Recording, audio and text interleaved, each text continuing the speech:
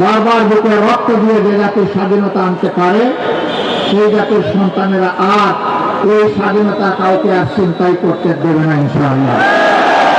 যারা ৭১ সালে রণাঙ্গনের নেতৃত্বে যুদ্ধ করেছিলেন, জীবন দিয়েছেন, বন্ধুত্ব বরণ করেছেন, লড়াই করে সেদিন বিজয় উপহার দেওয়ার জন্য যারা ঘর থেকে বের হয়ে এক এক করে ৯.৫ মাস যারা রণাঙ্গনে ছিলেন, আমি তাদের সকলের প্রতি গভীর কৃতজ্ঞতা জানাচ্ছি। আমরা জাতি হিসাবে কৃতজ্ঞ জাতি, কিন্তু একটা দল, বিশেষ করে একটা গোষ্ঠী এবং একটা পরিবার জাতিকে কৃতজ্ঞতা বোধ ভুলিয়ে দিয়েছিল। স্বাধীনতার সমস্ত অবদান ক্রেডিট হাইজ্যাক করে একটি পরিবারের সম্পত্তিতে পরিণত করা হয়েছিল। বাংলাদেশকে তারা তাদের জমিদারি মনে করে নিয়েছিল, জনগণকে তারা তাদের প্রজা এবং ভাড়াটিয়া বানিয়েছিল, আমাদের সন্তানদের মুখের গ্রাস কেড়ে নিয়েছিল, নেতাকে পায়ের তলে দমন করে ক্যাডার ভিত্তিক বাংলাদেশে গঠন করার চেষ্টা করেছিল। সম্মানিত ভাই ও বন্ধুগণ, এরকম একটি বিজয় দিবস আজকে জনগণের মাথায় মাথায় লাল এবং সবুজের টুপি। এই সবুজ হচ্ছে বাংলাদেশের সবুজ জমিন, লাল হচ্ছে আমাদের শহীদদের রক্ত। এটা সূর্যের চেয়ে দামি। এই রক্ত দেওয়া শুরু করেছিল এই জাতি ৪৭ সালে। তখন থেকে রক্ত দিয়ে দিয়ে ২৪-এর ৫ আগস্ট পর্যন্ত এই রক্ত দেওয়া অব্যাহত হয়েছিল। দুঃখের বিষয়, ৪৭-এর পরেও জাতির স্বাধীনতার সুফল ভোগ করতে পারেনি। আবার ৭১-এর পরেও জাতির স্বাধীনতা হাইজ্যাক হয়ে গিয়েছিল। আজ পর্যন্ত কোনো জবাব নাই এই জাতির সামনে। কেন সেদিন মুক্তিযুদ্ধের সর্বাধিনায়ক পাকিস্তানি আর্মির আত্মসমর্পণ অনুষ্ঠানে থাকতে পারলেন না? কেন তাকে পদে পদে অপমানিত করা হয়েছে? কেন তার স্বীকৃতি নেই? কেন যিনি স্বাধীনতার ঘোষণা দিয়েছিলেন জিয়াউর রহমান সাহেব, তার স্বীকৃতি নেই?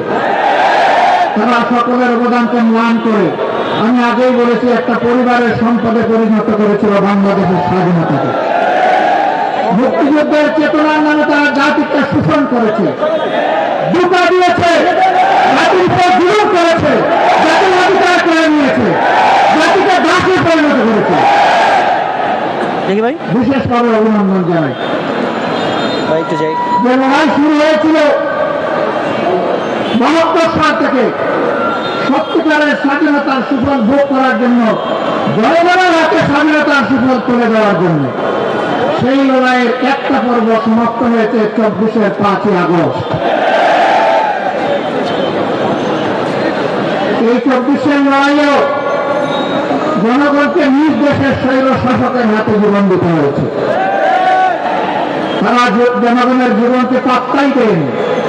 গুলি করেছে মাটি থেকে, গুলি করেছে আকাশ থেকে, গুলি করে জনগণের ভোট ঝাঁঝরা করে দিয়েছে। এই লড়াইয়ের প্রতীক হচ্ছে শহীদ আবু সাঈদ।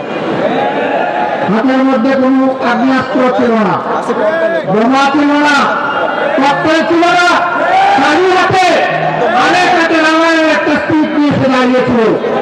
সে বলেছিল, বুকের ভিতরে তুমি ভোট, বুক পেতেছি গুলি করো। সেই জ্বরটা কি ছিল? সেই জ্বর কি একা তার ছিল? নিশ্চয়ই না। বাংলাদেশের অধিকার কেড়ে নিয়ে, জনগণের অধিকার কেড়ে নিয়ে জনগণকে যে দাসে পরিণত করা ছিল, সেই জ্বর তার বুকের মধ্যে ছিল।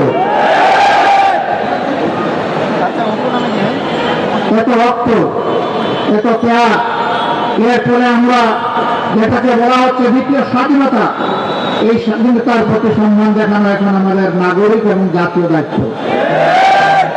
জীবন দিয়ে যারা বিদায় নিয়েছে তারাও আমাদের জাতীয় বীর। এই লড়াইয়ের ময়দানে দেশে বিদেশে যারা শহীদ হয়েছে তারাও আমাদের জাতীয় বীর।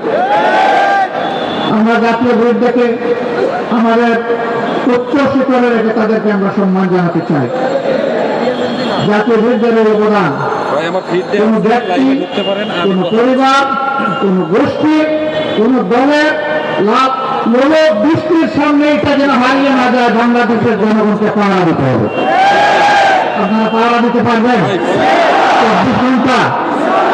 365 দিন, বছরের পর বছর, যুগের পর যুগ, শতাব্দীর পর শতাব্দী, সেই করার জন্য আমাদেরকে তৈরি হতে হবে ইনশাআল্লাহ।